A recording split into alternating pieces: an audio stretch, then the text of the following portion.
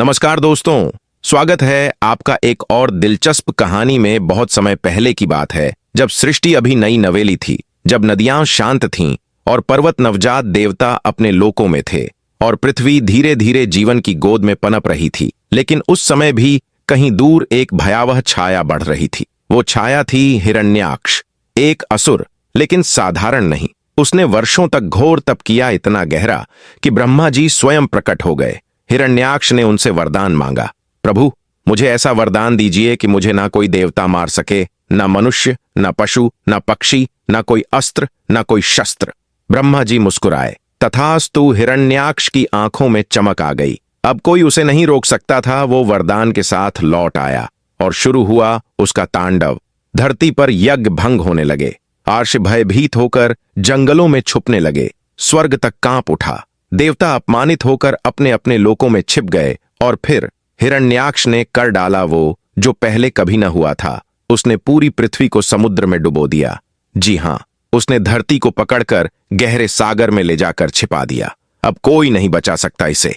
उसका ठहाका तीनों लोकों में गूंज उठा। देवता दौड़ पड़े सीधा क्षीर सागर की ओर, जहां भगवान विष्णु विश्राम कर रहे थे। प्रभु, रक्षा कीजिए, पृथ्वी समुद्र में डूब चुकी है। कुछ पल को सन्नाटा छा गया। फिर शेषनाग के पलंग से भगवान विष्णु उठे। उनकी आंखों में तेज था। भीतर कुछ विचित्र चल रहा था। और तभी कुछ अनोखा हुआ। उनका स्वरूप बदलने लगा। शरीर विशाल होता गया, नाक लंबी, मुख चौड़ा, तेजस्वी नेत्र। और फिर प्रकट हुआ वराह अवतार, एक विराट शूकर रूप, लेकिन दिव्य, तेजस्वी, देवों से भी श्रेष्ठ। देवता अचंभित थे। प्रभु, यह क्या रूप है? विष्णु बोले, हिरण्याक्ष का अंत अब निश्चित है और पृथ्वी को मैं वापस लाऊंगा। और फिर गर्जना करता हुआ वराह समुद्र में उतर गया। वराह अवतार ने हिरण्याक्ष का वध कर पृथ्वी की रक्षा की थी। लेकिन अब शुरू होती है उस और भी भयानक कथा की शुरुआत, जिसने आगे चलकर स्वयं भगवान विष्णु को नरसिंह रूप लेने पर विवश कर दिया। जब अधर्म ने खुद को भगवान मान लिया। समय बीतता गया। पृथ्वी फिर से सजी संवरी। नदियां फिर बहने लगीं, पेड़ फिर लहराने लगे, यज्ञ फिर होने लगे। देवताओं ने चैन की सांस ली। पर वो नहीं जानते थे, असली तूफान अभी आया नहीं था।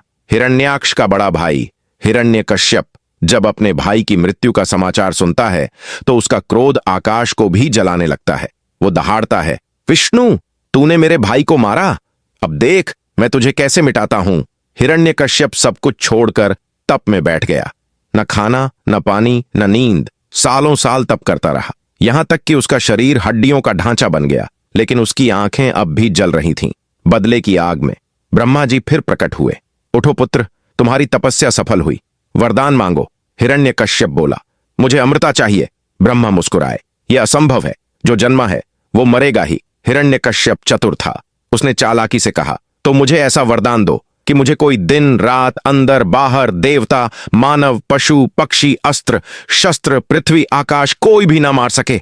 ब्रह्मा थोड़ा चकित हुए, फिर बोले, तथास्तु। अब हिरण्यकश्यप बन चुका था। अभेद्य उसका आतंक हिरण्याक्ष से कहीं ज्यादा घातक था। स्वर्ग तक उसके अधीन हो गया। देवता भूमिगत हो गए। वह स्वयं को भगवान घोषित कर बैठा, मेरे सिवा कोई नहीं, मुझे पूजो। जो विष्णु का नाम ले वो मृत्यु पाएगा। पर विधि को कुछ और मंजूर था। हिरण्यकश्यप का पुत्र हुआ प्रहलाद। शिशु अवस्था से ही उसका मन भगवान विष्णु में लग गया। वो हंसते हंसते बोलता, पिताजी भगवान नहीं है, भगवान तो विष्णु है। यह सुनकर हिरण्यकश्यप का तन बदन जल उठा।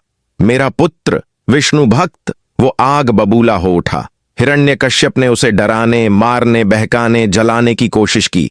कभी विष में डुबोया गया, कभी हाथियों के नीचे फेंका गया, कभी होलिका की गोद में बिठाया गया। लेकिन हर बार प्रहलाद मुस्कुराता रहा, मेरा नारायण सब जगह है, हर जगह, हर रूप में, हर क्षण। आखिरकार हिरण्यकश्यप ने कहा, अगर तेरा विष्णु हर जगह है तो क्या वो इस खंभे में भी है?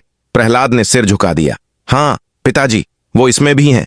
हिरण्यकश्यप ने अट्टहास किया, तो देख, मैं तेरे भगवान को इसी खंभे में तोड़कर दिखाता हूं। और हिरण्यकश्यप गदा से खंभा तोड़ता है और फिर उस खंभे से निकली भयंकर गर्जना।